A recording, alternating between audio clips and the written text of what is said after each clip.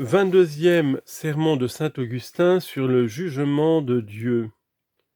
Psaume 57, verset 3. Nous avons entendu avec tremblement cette prophétie chantée dans le psaume, qu'ils s'évanouissent, dit-il, comme la fumée, comme la cire fond devant la flamme, que les pécheurs périssent devant Dieu. Je ne doute pas, mes frères, que tous vos cœurs ne soient émus et qu'à ces paroles, il n'y ait aucune conscience qui ne frémisse. Qui peut se glorifier d'avoir le cœur chaste, se glorifier d'être exempt de péché? Quand l'Écriture dit, comme la cire fond devant la flamme, que les pécheurs périssent devant Dieu, qui ne frémirait, qui ne tremblerait de frayeur? Que ferons-nous donc? Quel espoir nous reste-t-il? Ce n'est pas en vain qu'on chante ici, et quand le prophète tient ce langage, il fait moins des souhaits que des prédictions. La forme des paroles est celle d'un vœu, mais l'intelligence y lit ce qui doit arriver. Il est, dans les écrits des prophètes, des prédictions présentées comme des faits accomplis, il en est aussi qui paraissent de simples souhaits. Mais ceux qui savent comprendre ce qu'ils lisent y voient l'annonce de l'avenir. Ces psaumes ont été composés et écrits longtemps avant la naissance du Seigneur, non avant que le Christ fût Dieu, mais avant qu'il naquît de la Vierge Marie. En effet, le patriarche Abraham exista longtemps avant le roi David, pendant la vie duquel on chanta ces psaumes. Or le Seigneur a dit « Je suis dès avant Abraham » confère Jean 8, 58. Car il est le Verbe de Dieu par qui tout a été fait, et c'est lui qui, inspirant les prophètes, a prédit qu'il s'incarnerait et viendrait parmi nous. Mais à son incarnation se rapporte sa passion, puisqu'il ne pouvait souffrir ce que rapporte l'Évangile sans la chair mortelle et passible dont il était revêtu. On lit donc dans cet Évangile comment, après avoir crucifié le Sauveur, ses bourreaux se partagèrent ses vêtements, et comment, après avoir remarqué que cette tunique était d'un seul tissu d'en haut jusqu'en bas, ils ne voulurent point la diviser, mais la tirèrent au sort afin de la donner tout entière à qui le sort l'adjugerait. Figure de la charité qui doit rester indivisible. Confère Jean 19, versets 23 et 24. Ces faits sont ainsi présentés dans l'Évangile comme des faits arrivés, et lorsque bien des années auparavant le psaume les prédisait, déjà on les chantait comme des événements accomplis. Ils ont percé mes mains et mes pieds, dit ce psaume, ils ont compté tous mes os, ils m'ont regardé, ils m'ont considéré attentivement, ils se sont partagés mes vêtements, et ils ont tiré ma robe au sort. Confère psaume 21, versets 17 à 19. Tout est au passé et tout est à venir. De même donc que ce passé exprime le futur, ainsi, dans les vœux du prophète, on doit lire la certitude de ce qui arrivera. N'est-ce pas ainsi qu'on paraît souhaiter au traître Judas ce qui devait s'exécuter en lui? Des Juifs eux-mêmes, il est dit que leur table soit pour eux un piège, un filet, un écueil. Confère Psaume 68, verset 23. C'est sans aucun doute une prédiction qui les concerne, et l'apôtre Pierre rapporte que sous ces figures, on doit voir Judas. Ce n'est point sans motif que l'avenir est présenté comme passé. Pour Dieu, il est aussi sûr que si déjà il était accompli. Et si le prophète paraît énoncer sous forme de souhait ce qui à ses yeux arrivera certainement, il veut nous montrer simplement, je crois, qu'il n'y a rien qui doive nous déplaire dans la connaissance de l'arrêt que Dieu porte et qu'il rend fixe et immuable. Il est ainsi parlé dans les Actes des Apôtres d'un prophète nommé Agab.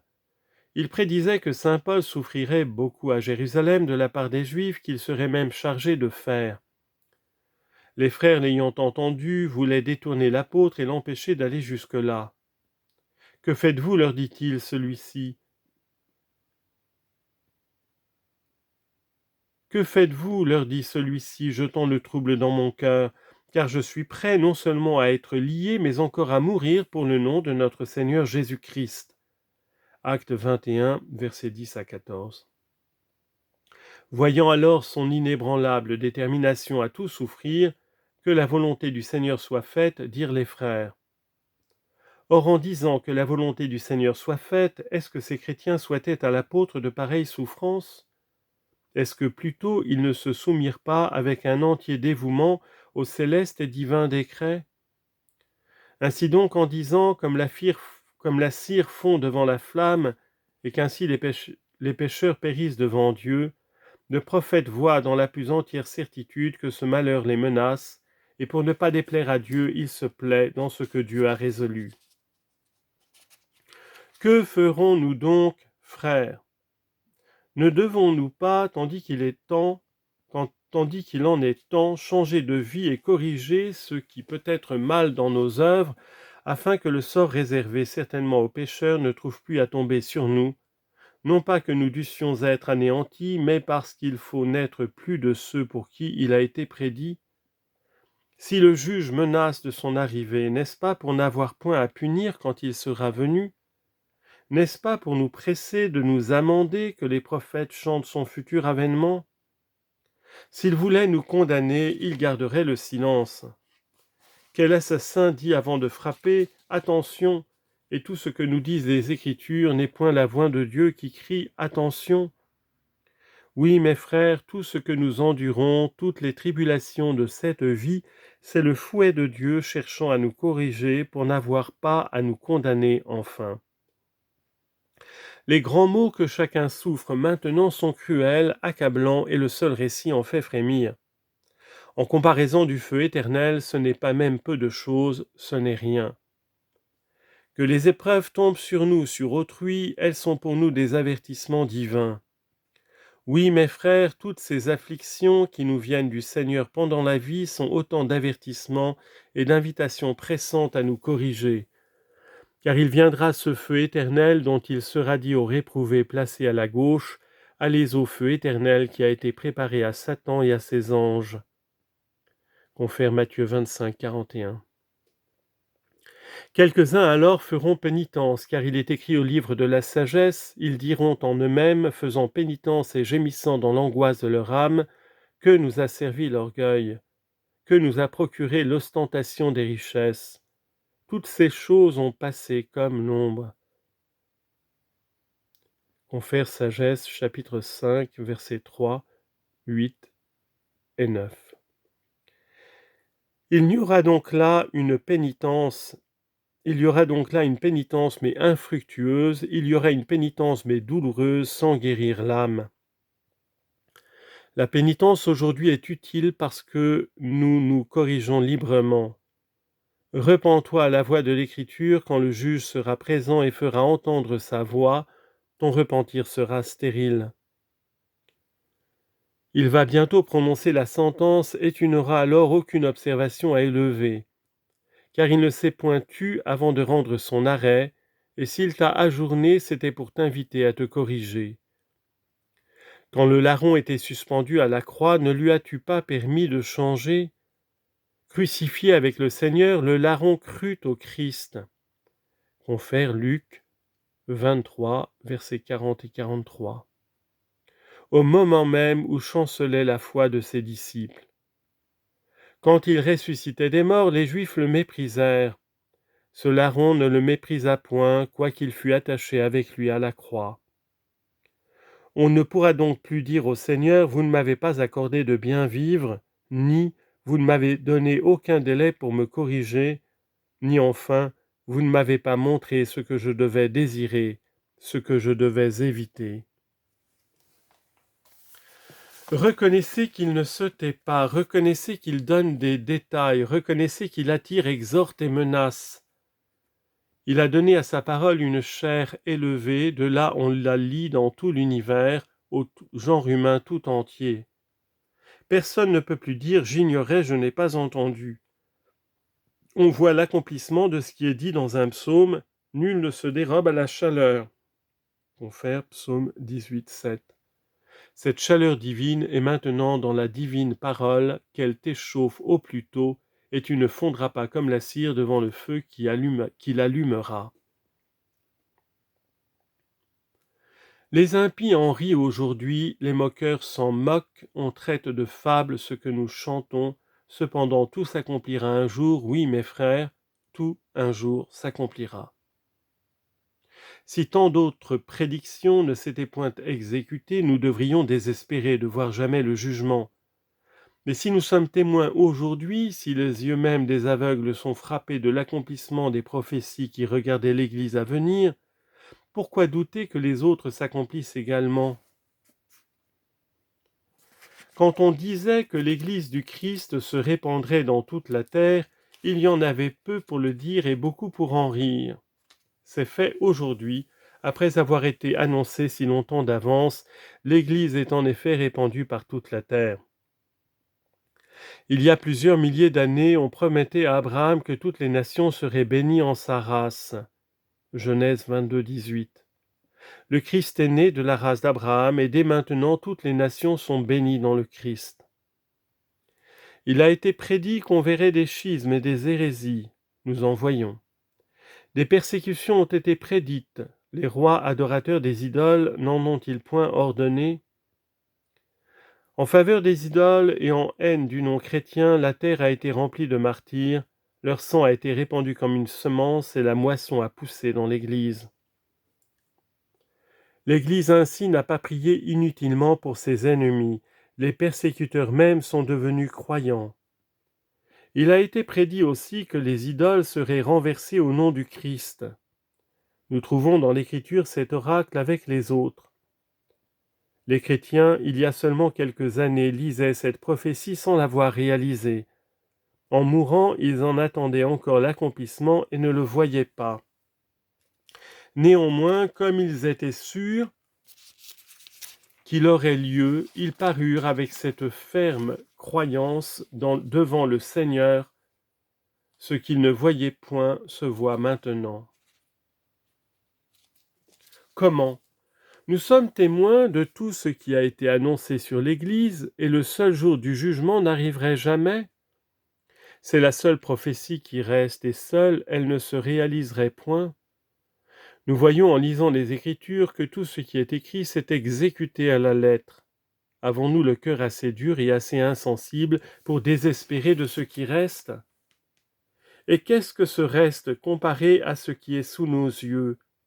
Dieu s'est montré fidèle en tant de choses, et il nous tromperait pour si peu. Ainsi le jugement viendra rendre, selon les mérites, le bien aux bons et le mal aux méchants. Soyons bons et attendons le juge avec confiance. Maintenant, surtout, mes frères, écoutez-moi. Je ne veux plus revenir avec toi sur le passé, à dater de ce jour change, et que demain te trouve tout autre. Nous voulons dans notre perversité que Dieu soit miséricordieux sans être juste. D'autres encore, comme s'ils étaient pleins de confiance en leur justice, veulent que Dieu soit juste et non pas miséricordieux. Dieu est l'un et l'autre, il se montre l'un et l'autre. Sa miséricorde n'empiète pas sur sa justice et sa justice ne détruit point sa miséricorde. Il est à la fois miséricordieux et juste. Comment prouver qu'il est miséricordieux ? C'est que présentement il épargne les pécheurs et pardonne à qui se confesse. Comment prouver qu'il est juste ? Parce que viendra le jour du jugement. S'il est différé, il n'en viendra pas moins, et chacun alors recevra selon ses œuvres. Voudriez-vous qu'on accordât aux opiniâtres ce qui sera accordé aux convertis ? Vous paraît-il juste, mes frères, que Judas occupe la même place que Pierre ? Il l'occuperait s'il s'était corrigé. Mais il a désespéré du pardon et il a préféré s'étrangler plutôt que d'implorer la clémence du roi. Ainsi donc, frères, nous n'aurons aucun sujet de plainte contre Dieu, comme j'avais commencé à le dire, non aucun sujet de plainte lorsqu'il viendra nous juger. Que chacun songe à ses péchés, s'amende, tandis qu'il en est temps. Qu'on se livre à une douleur qui soit fructueuse, à un repentir qui ne soit pas stérile. Il semble que Dieu nous dit « J'ai fait connaître la sentence, mais je ne l'ai point prononcée encore. Je l'ai prédite, je ne l'ai point rendue. » Mais pourquoi craindre quand il dit « Si tu changes, il la change » ? N'est-il pas écrit que Dieu se repent? Confère Genèse 6, 6. Mais il ne se repent point à la manière des hommes. Si vous vous repentez de vos péchés, est-il dit, je me repentirai aussi de tout le mal que j'allais vous faire. Jérémie 23, 8. Dieu se repent-il comme s'il avait péché? En Dieu donc, on appelle pénitence un changement de sentence, et cette pénitence n'est pas injuste, mais juste. Pourquoi juste? Si le juge a changé son décret, c'est que le coupable lui-même est changé. Ne crains rien, la sentence est changée, non la justice. La justice demeure intègre, elle exige même que l'on pardonne au changement de vie. Autant elle refuse le pardon à l'opiniâtre, autant elle l'accorde aux convertis.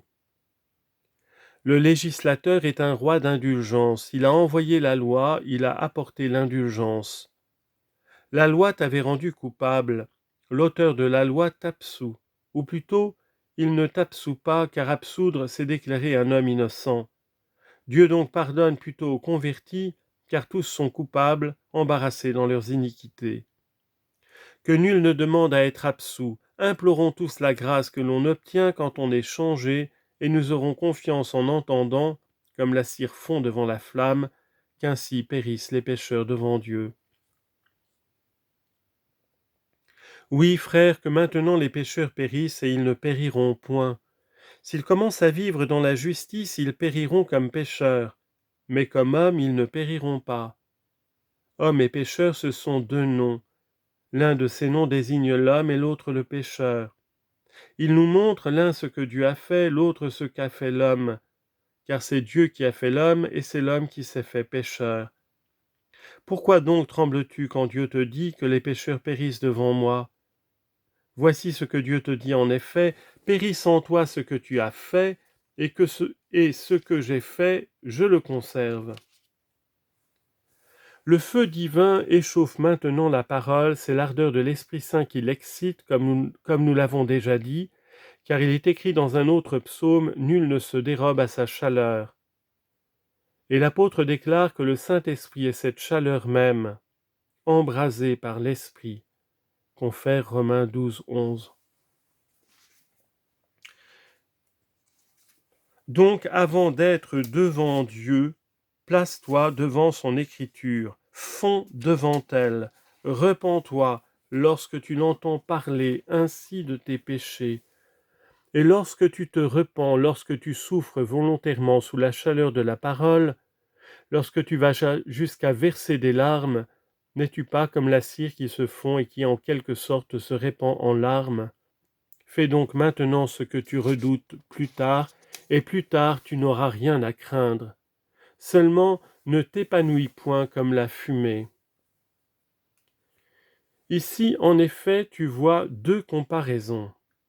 Et sans doute ce n'est point sans motif, mais pour exprimer la différence entre pécheur et pécheur. Nous lisons dans un même verset qu'ils s'évanouissent comme la fumée et comme la cire se fond devant la flamme, qu'ainsi périssent les pécheurs devant Dieu. Qui sont ceux qui s'évanouissent comme la fumée? Qui sont-ils, sinon les orgueilleux qui ne confessent point leurs péchés, mais les soutiennent? Pourquoi sont-ils comparés à la fumée? Parce que la fumée monte et s'élève en quelque sorte contre le ciel, mais plus elle s'élève et plus elle s'évanouit et se dissipe aisément.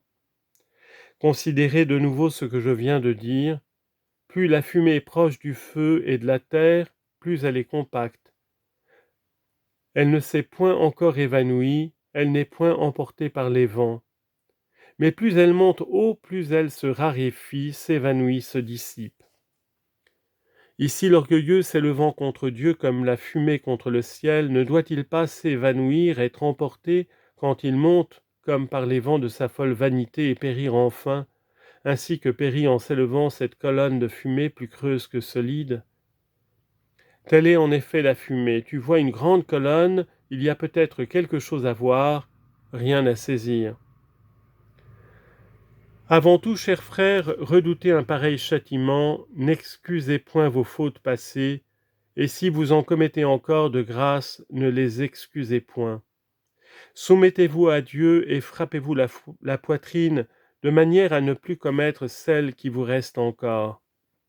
Faites effort pour n'y plus succomber et n'en commettez aucune s'il est possible. Et s'il ne vous est pas possible de les éviter absolument, ayez au moins recours à ce pieux aveu. En travaillant à te corriger de tous, en te corrigeant autant que la grâce divine te rend capable de le faire, tu obtiendras un nouveau regard de la miséricorde du Seigneur, et s'il te trouve en marche et faisant des efforts, il te pardonnera aisément celles dont tu ne serais pas entièrement délivré. Seulement, mets tes soins à avancer, non à reculer. Et si le dernier jour ne te trouve pas complètement vainqueur, qu'il te trouve combattant, que tu ne sois alors ni pris ni rendu. La miséricorde de Dieu est inépuisable, immense est sa bonté, car il nous a rachetés par le sang de son Fils, alors que pour nos péchés nous méritions d'être anéantis. En créant l'homme à son image et à sa ressemblance, il a fait quelque chose de grand. Mais en péchant, nous avons voulu n'être rien, nous avons emprunté à nos parents le germe de la mortalité, nous sommes devenus une masse de péché, une masse de colère. Il lui a plu néanmoins de nous racheter, par miséricorde au plus haut prix. Il a donné pour nous le sang de son Fils unique qui est né dans l'innocence, qui a vécu dans l'innocence, qui est mort dans l'innocence. Après nous avoir achetés si cher, voudrait-il nous laisser périr ? Il ne nous a point rachetés pour nous perdre, mais pour nous faire vivre. Si le péché triomphe de nous, Dieu pour cela ne dédaigne point la rançon qu'il a donnée pour nous, elle est trop précieuse.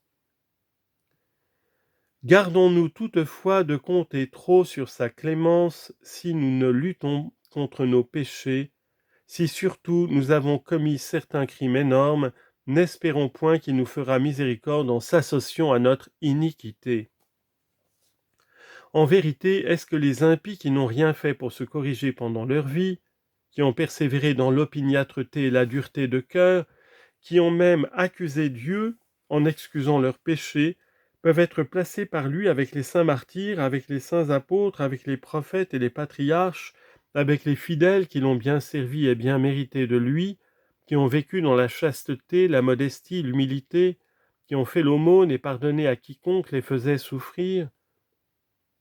Telle est effectivement la voie des justes, telle est la voie des saints qui ont Dieu pour Père et l'Église pour Mère, qui n'offensent ni l'un ni l'autre, qui vivent dans l'amour de tous deux, et qui, sans blesser leur Père, sans blesser leur Mère, hâtent le pas vers l'éternel héritage. À chacun d'eux, cet héritage est donné. Ainsi, 2 parents nous ont engendrés pour la mort, 2 parents nous ont engendrés pour la vie. Adam et Ève sont les parents qui nous ont engendrés pour la mort, le Christ et l'Église sont les parents qui nous ont engendrés pour la vie.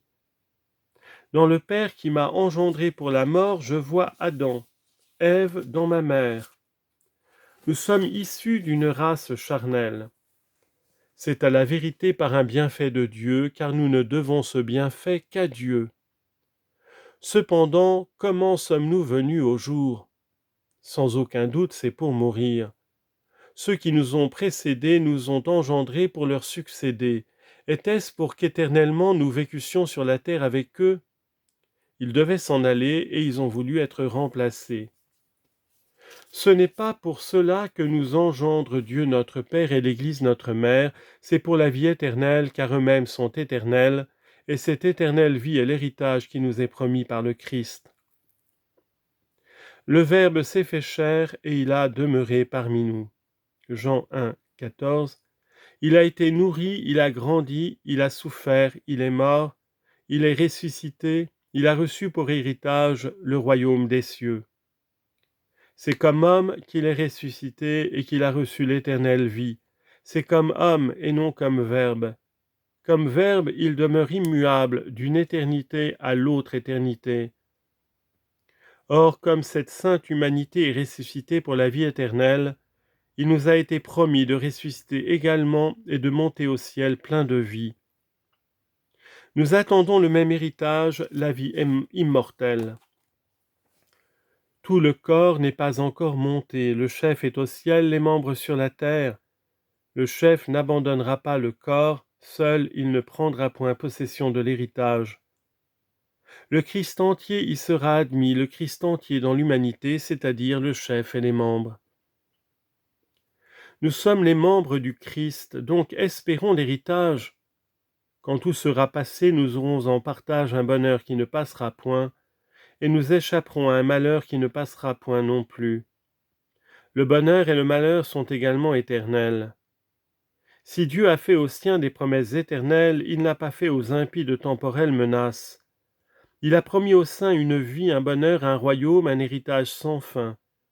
Ainsi il a menacé les impies d'un feu qui ne s'éteindra point. Si nous n'aimons point encore ses promesses, redoutons au moins ses menaces.